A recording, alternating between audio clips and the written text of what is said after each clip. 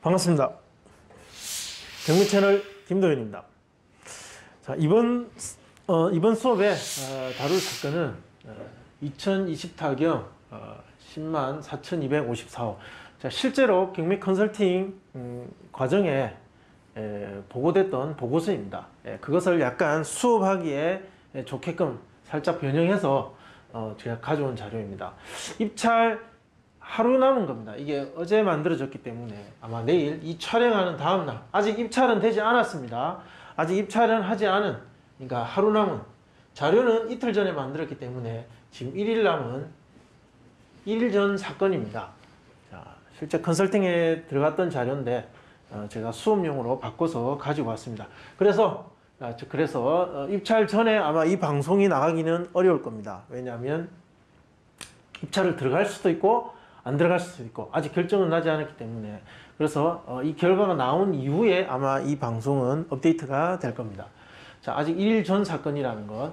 자, 주소는 부산 연제구 연산동에 있는 부산 더샵 시티 에비뉴 아파트입니다. 층수는 21층. 사람들이 좋아할 만한 층수의 아파트. 자, 물건 종류는 아파트고 전용 면적 18.15평, 그리고 대지권은 2.6평이고 건물 토지 전부 매각입니다. 대지권까지 특별히 문제없이 매각된다, 그런 내용입니다. 사건 접수는 2020년 5월 20일 접수되었고, 소유자 이 누구누구, 채무자는 주 누구누구, 외 일명 뭐 이렇게 되어 있습니다. 채권자는 뭐뭐뭐 은행으로 되어 있습니다. 입찰 지금 이제 1일 남았습니다. 이건 어제 만들어진 자료라서. 원래는 1월 7일 매각 예정이었으나 변경이 되어서 1월 21일로 변경되었고, 다시 2월 18일로 매각 기일로 지정됐습니다. 감정가는 3억 8,800만 원에 21층 연산동에 있는 부산 더샵 시티 에비뉴 아파트입니다. 자, 평면도 보면 여기 네이버에 있는 자료인데 이렇게 생겼습니다. 이게 왜 두 개 이렇게 나와 있냐면, 여기 보시면 하나는 기본형이고 하나는 확장형이라서 이렇게 나와 있습니다. 이제 이렇게 생겼다라는 겁니다. 전용 면적 18평인데도 보시면 화장실이 두 개나 있고 방이 하나, 둘, 세 개. 자, 구조가 참 쓰기에 좋게 그렇게 만들어진 것 같습니다. 그리고 발코니가 앞뒤로 다 있고, 자, 그래서 확장한 것은 이 앞뒤로 발코니를 다 튀어서 침실과 거실 그리고 주방을 크게 만든 그런 형태의 아파트입니다. 자, 개왕도 보시면 21층에 총 4세대, 이 건물에 4세대가 있는데 그 중에 가장 오른편에 있는 남동향의 세대다, 뭐 이렇게 보시면 됩니다. 자, 이제 중요한 권리관계 보겠습니다. 이 물건의 등기상 소유자는 이 누구누구, 채무자는 이 누구누구, 이 소유자와 같은 사람인데, 그런데 채무자가 하나 더 있습니다. 어떤 주식회사 법인으로 된 채무자가 하나 더 있습니다. 그러니까 공동 채무자고 소유자는 이 누구누구다. 그러니까 이 누구누구와 주식회사가 대출을 받을 때 이 집을 담보로 제공했다라고 보시면 됩니다. 점유관계는 현황조사서나 매각물건 면색서에 보면 조사된 내역이 없다고 되어 있습니다. 누가 점유하고 있는지 현장에 가도 사람을 만날 수 없었고, 그리고 내가 여기 살고 있다라고 권리신고를 하는 사람도 없었다. 그래서 조사된 내역은 없다. 그래서 이런 경우는 채무자 그리고 소유자, 소유자와 채무자는 인도명의 대상자이기 때문에 이들을 상대로 일단 명도를 진행하게 될 물건입니다. 자, 매수인이 인수하게 될 부담. 등기상에 인수할 것은 없습니다.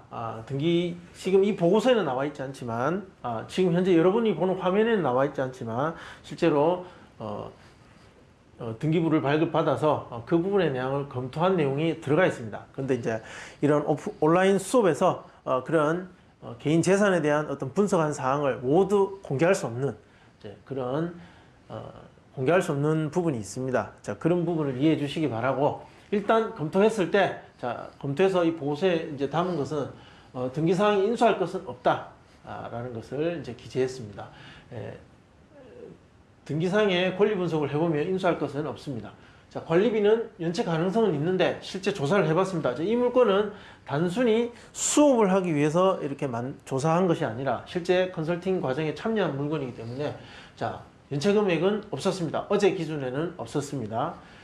그렇지만 만약에 오늘 이후라도 관리비를 내지 않는다면 그 부분은 연체되어서 다음에 명도 시점에는 그것이 명도 협상 과정에 있어서 나올 가능성이 높다.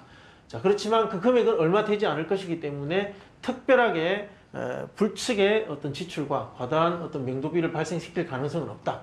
자, 연체 금액이 없기 때문에 이 부분은 크게 중요하지 않습니다.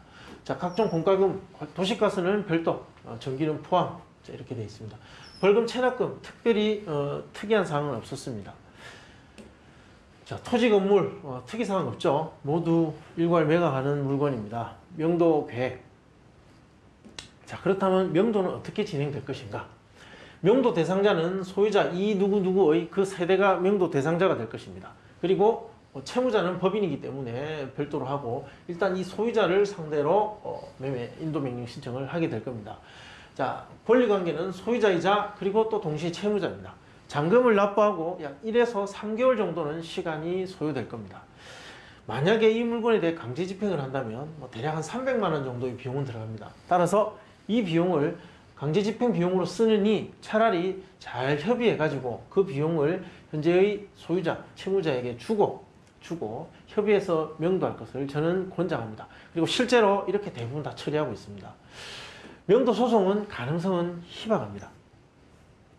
자, 매도 호가, 현재 나와 있는 이 동일 아파트 그리고 동일한 평형대 물건의 호가를 보시면 전용 면적 18평 호가를 보시면 11층 4억 6천 그리고 18층 4억 9천 18층 4억 9천 거의 4억 후반대의 호가가 많습니다. 4억 8천 그리고 간혹 고층인데 5억 5천 정도 즉 내 물건이 좋다라고 생각하는 매도자들은 5억 원을 넘는 호가도 있다.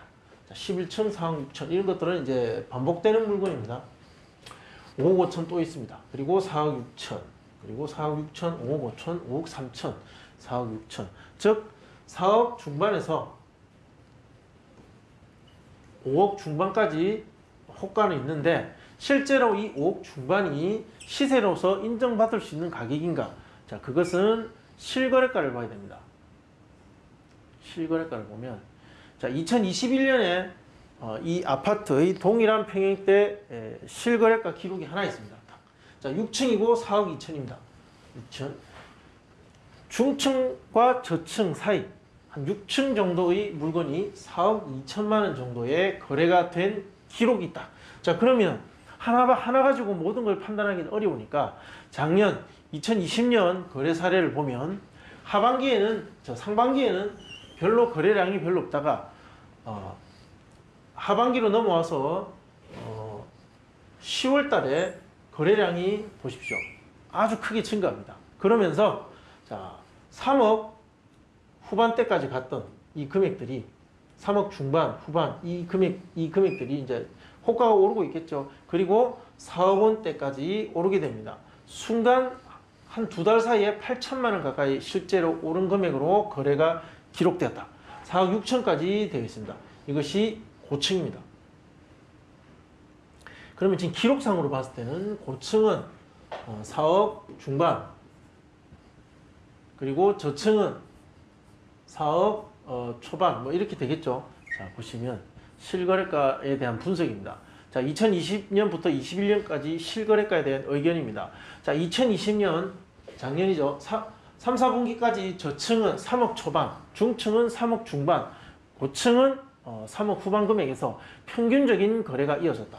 3억대 금액 안에서 이 평균적인 거래가 대부분 있었습니다.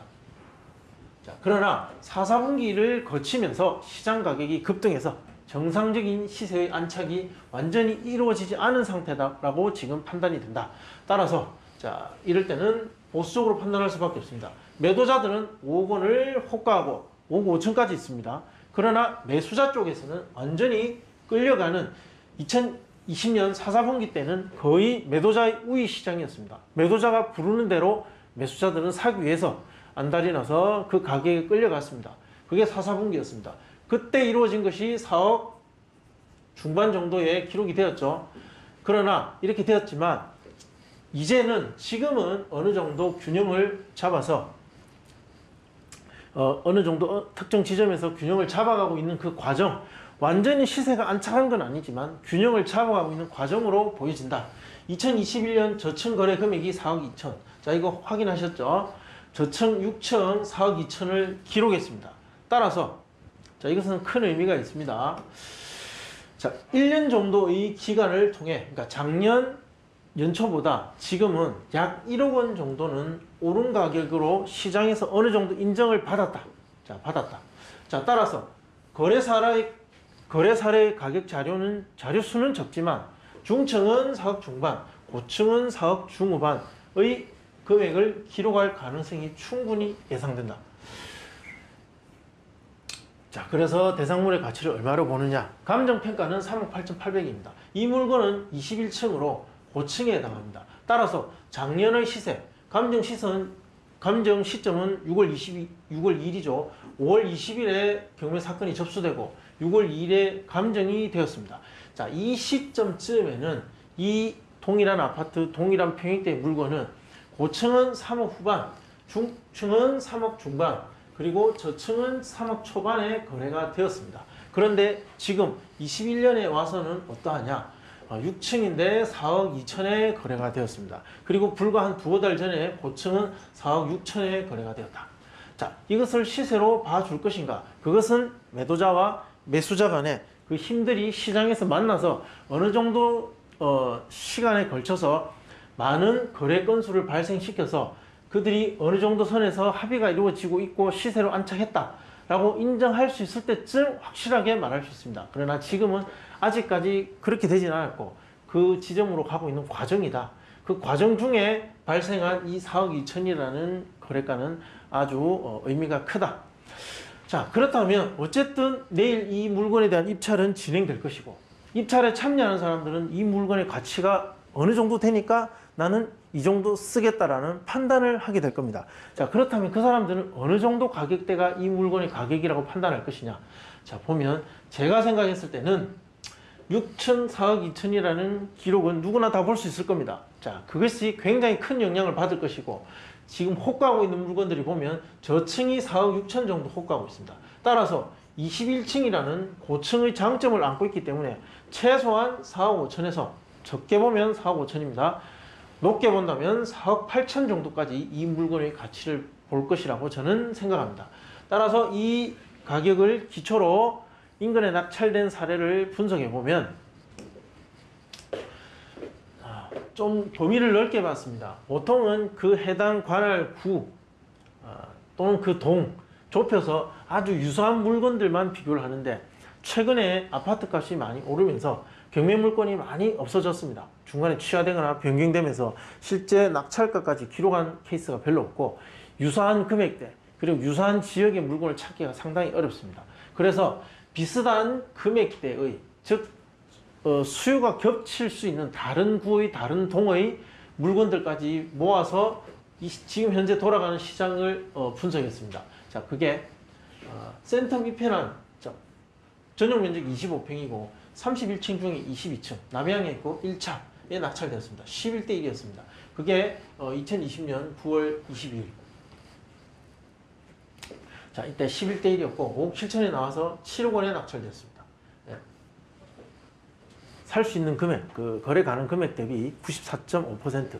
그리고 안락 SK뷰는 25평인데 34대 1이었습니다. 아파트 가격이 가장 최고조에 이르고 매도자 우위가 최고조에 있는 그 상황, 그 시기 때 낙찰된 34대 1이었습니다. 이때 2억 8,400이었고 거래 가능했던 금액이 4억 2천. 그때 3억 8,800에 낙찰되었다. 92.5%. 그리고 사직 4만 나오길 이거 12대 1이었고 4억 1,300인데 4억 3,900에 낙찰되었습니다. 이거 97.5%. 그리고 연산동 더샵파크는 4억 5,400 감정가고 낙찰은 5억 550만 원. 당시 거래 가능했던 게 5억 3천 정도. 대략 이 정도의 금액대 수요가 겹칠 수 있을 정도의 물건들이 경매 시장에 나오면 그 수요자들은 또는 투자자들은 그 사람들은 이 정도 범위 안에서 이러한 물건들에 대한 판단을 했었다라는 과거의 기록. 이 과거지만 불과 몇 달 사이에 있었던 내용들이고, 자, 이것을 지금 현재의 물건에 그대로 반영을 시켜보면 데이터를 계산해 보면 한 95.2% 정도 예상이 되고, 자, 이거 4억 5천 하한가죠. 자, 이거를 적용해 보면 대략 4억 3,599만 원이라는 결과가 나옵니다. 자, 상한가 가능성은 이게 더 높습니다. 자, 상한가를 적용해 보면 4억 6,455만 원. 지금 시장에 나와 있는 저층 호가 가격 수준에서 낙찰이 될 거다. 자, 이것은 정말 공격적으로 입찰했을 때의 가격이고, 좀 더 낮게 보자면 4억 한 3천 정도 됐죠. 자, 이 3천만 원 정도 범위 안에 낙찰가는 들어올 것이다. 자, 이거는 네이버에 있는 자료인데 최근 2주 동안 이 물건을 조회한 사람들의 수입니다. 2월 1일부터 2월 15일까지 보시면 거의 뭐 80명 정도 있다가 조금 떨어지다가 다시 입찰에 가까우니까 이렇게 올라가고 있습니다. 그래서 한 65명 정도, 70명 정도 최근에 보고 있습니다. 매일. 그래서 평균 보면 56명 정도. 자, 이 보고서가 작성됐던 시점이 2월 16일 오후 6시 50분 기준으로 봤을 때 이랬습니다. 그날 61명이 조회를 했고 평균 한 56명 정도가 보더라. 이 정도의 관심도라면 실제 입찰에 붙인다면 한 10명 정도, 많게는 15명 정도, 이 정도의 입찰자는 충분히 들어올 수 있다. 자, 이것을 보고 종합해서 보면 아까 우리가 상한가 적용해 본 게 이겁니다. 4억 3,600 그리고 4억 6,450. 이 가격에 대한 권장 입찰가가 있습니다. 물론 여기 있던 내용인데, 자, 이거는 다 삭제됐습니다. 여기 이제 온라인 수업이기 때문에 이런 내용까지 다 담을 수 없어서 일부는 삭제하고 온라인 수업 과정에서 공개도 되는 내용만 그냥 일단 했습니다. 자, 이 정도 범위 안에서 낙찰될 가능성이 높다. 그 중에 이거는 이제 구간 예측이죠. 구간 예측이고 어느 정도 점으로서 하나의 점으로서 찍는 예측도 있습니다. 이제 그건 이제 제가 좀 빼고, 자, 어쨌든 이 범위 안에 가능성은 높다. 대부분의 수요자들, 입찰 예상되는 시장에 있는 수요자들의 생각은 이 범위 안에 들어올 가능성이 높다. 이렇게 말씀드릴 수 있습니다. 자, 많은 내용을 검토할 내용은 정말 많은데 짧은 시간에 여러분들한테 전달하다 보니까 좀 설명이 두서없이 진행되는 경우도 있고 좀 더 자세하게 설명드리지 못하는 부분도 분명히 있습니다. 궁금하신 내용은 댓글로 남겨주시면 추가로 답변해 드리겠습니다. 시청해 주셔서 감사합니다.